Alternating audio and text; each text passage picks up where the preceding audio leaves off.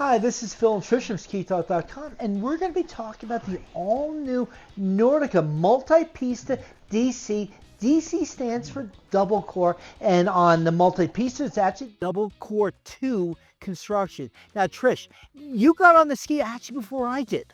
Well, yeah.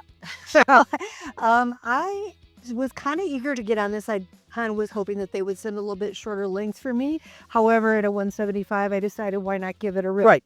And we were, I probably wouldn't have if the conditions were more challenging, but we had some great groomer cruiser morning. And I went out thinking this is going to be a lot for me. I took another ski out with me just in case. But there was something about this. It had for me, in my size, it had very much a GS feel to it. And we did some really fun groomer skiing where I just felt like ripping it. I can't explain it other than wee. Yeah, no, it's a really good point. And when Nordica originally contacted me about sending me the ski, well, I normally ski something like this in that 175 length. With the amount of early rise that is showing on the ski, and even talking to Dave Lucy, our local rep, and asked him, I said, Dave, should I have gotten the 175 or the 180? He says, probably the 180.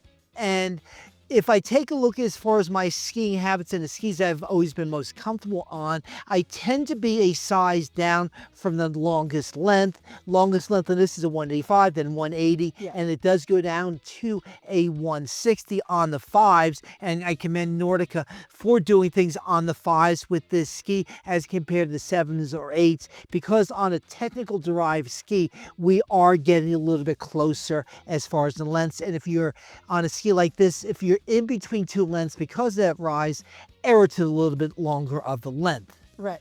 So on this ski here, you would probably ski the 165 or the 170 as the ski. Yeah, I would probably go with the 170 would be my preferred length. Right.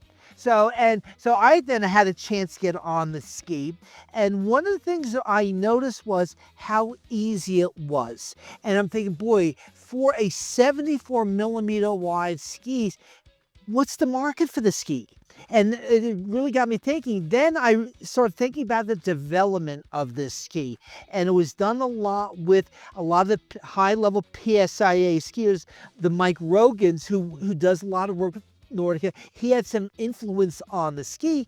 And what I come to the conclusion with is there's a lot that goes into this ski, but as an instructor ski, this is one ski that you can take out pretty much no matter what the conditions are, and no matter what your students want to work on. If you want to work on carving, the 15-meter radius is there for you. That gradual rise in the tip and tail, and a little more compliant of a flex of a ski, this is going to be good in the bumps. It's going to do a lot of things really well. Well, and one of the things, like you commented on Mike Rogan being involved with this, one of the things that I learned when I dabbled in ski instruction a little bit is that when you're teaching, you absolutely need a ski that you can demonstrate easily with. Yep. Now, granted, Mike Rogan can demonstrate on a 2x4 because he's talented. Right. But with somebody that's more of a human skier, mortal skier, yep.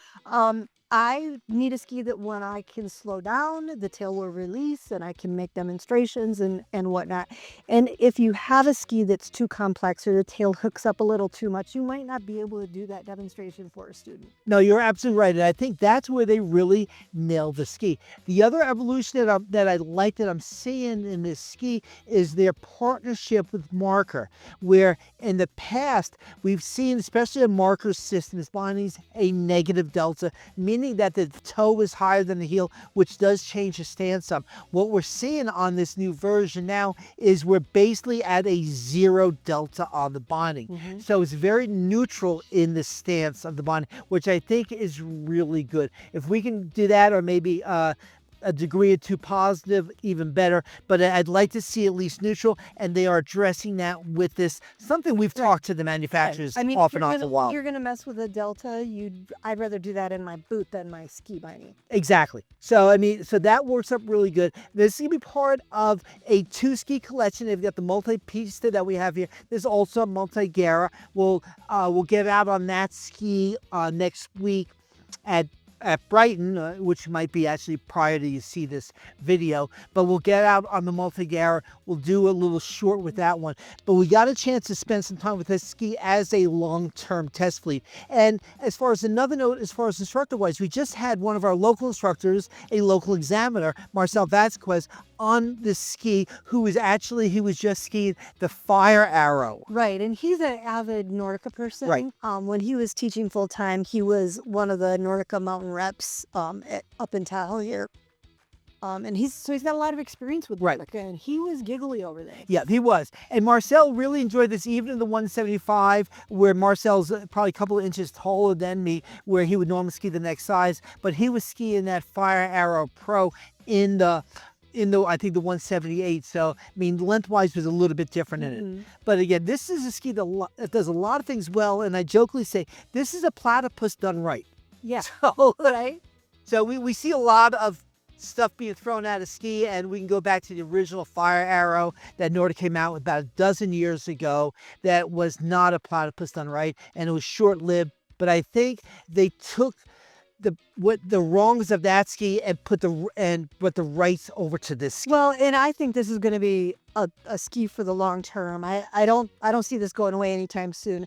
And I would just like to point out the Doberman that's on this with the piercing red eyes. There was something kind of inspiring about that looking up at me when I was on the chairlift. When I got off the chairlift, I was ready to just go for it. Yeah, but again, you just brought a point. This is something for long term. I see this as the beginning of a collection. I think we're going to see some other skis with this DNA in some different platforms. If Nordica, you are doing that, sorry to let the cat out of the bag, or at least the dog out of the bag at this point. But I really see I see the possibilities of this ski. Right, it's really good. And honestly, even though it's a little long for me, I'm kind of excited to get back out on it. Yeah, and I'll tell you, you did surprising. And what my thoughts going into without getting on the ski, and this is where we need to get rid of preconceived conceptions about a product. I thought it would be skiing you, but you skied it. Oh yeah, and granted, I did take a few lessons this year, and I've amped up my skills a little bit. But when I went out, the reason I took another ski with me is I really thought it was going to be. I thought I was going to take a few runs on it, and it would be too much for me. But I skied it for almost the whole day, and I had to beg you to get off of it. Yeah. So no, I think that's good. I mean, this is a fun ski because in the end, skiing is fun. Hey, it's Dan Egan with SkiTalk. Remember, skiing is fun, addictive, and get out there and do it. To read the full review of this ski, please go to skitalk.com and click on the review tab. Please also hit the like button and subscribe to our YouTube channel to see more reviews and other ski-related content, and add thoughts in the comment section below. Of course, follow skitalk.com on all of our social media channels. And remember, no matter how still you are, bend stiller.